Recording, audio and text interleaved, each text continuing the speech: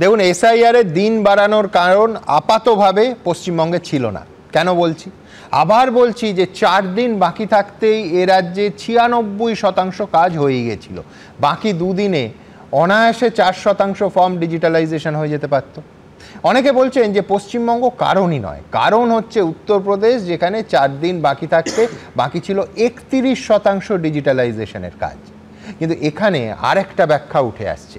অনেকে বলছেন যে পশ্চিমবঙ্গের তালিকা ইতিমধ্যেই এতটা বেনজল ঢুকে গেছে, সেটা 4 দিনের মধ্যে পরিষ্কার করা সম্ভব নয়। আর এই জঞ্জাল পরিষ্কার করতেই সুব্রত গুপ্তের নেতৃত্বে 12 জন অফিসার এ রাজ্যে কাজ শুরু করেছেন। অর্থাৎ এটা উত্তরপ্রদেশকে সময় দেয়া নয়, এটা সুব্রত গুপ্ত অ্যান্ড টিমকে সময় দেয়া। কিন্তু দুঃখ এটাই যে এ রাজ্যে শুধু যে ভোটের দিনে রিগিং হয় তা নয়, এসআইআরেও জল মেশানোর অভিযোগ ওঠে।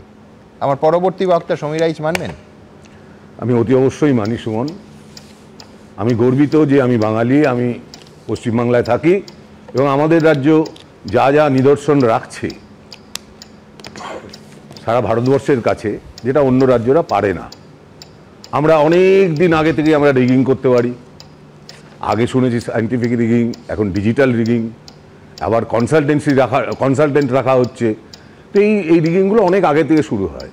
এবং আবার এটাও দেখি যে এই এসআইআরটা করা যাদের দায়িত্ব, অর্থাৎ সেন্ট্রালের ইলেকশন কমিশন, তারা যখন এসআইআরটা করছেন এবং কিছুদিন পরে বলছেন যে না আমরা আরও দিন বাড়াবো।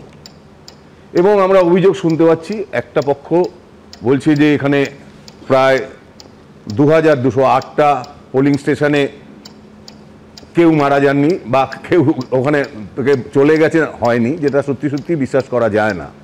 আবার অপরপক্ষ ফিরহাদ হাকিম বললেন যে এখানে নাকি এত লোকের নাম ওঠেনি। এটা সব আমাদের রাজ্যেই হচ্ছে এবং তার জন্য আমি গর্বিত, আমি বলছি। এবং আমরা এই জন্যই গর্বিত যে আমরা শুনলাম একটু আগে মাননীয় অভিষেকবাবু বললেন যে আমি চ্যালেঞ্জ করছি, আমরা আরও লক্ষ লক্ষ ভোটে জিতব, এটা মিলিয়ে নেবেন।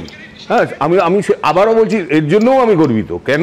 সত্যি তো উনি তো 7 লাখ ভোটে জিতেছিলেন, এটা আমরা দেখেছি, আমরা মেনেছি, আমরা মানতে বাধ্য। এবারও হয়তো তাই দেখব, আমরা মানতে বাধ্য।